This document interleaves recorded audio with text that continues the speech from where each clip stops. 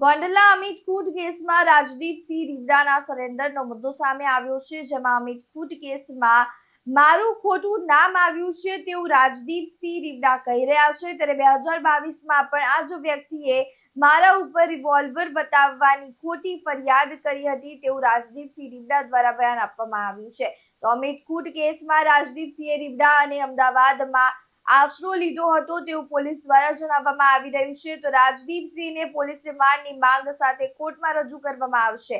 તો Jetpur city PI આ કેસની તપાસ ચલાવી રહ્યા છે। તો ગોંડલા અમિત ખૂટ કેસમાં રાજદીપસિંહ રીવડાએ સરેન્ડર કર્યું છે। અમિત ખૂટ કેસમાં મારું ખોટું નામ આવ્યું છે તેવું રાજદીપસિંહ રીવડા કહી રહ્યા છે।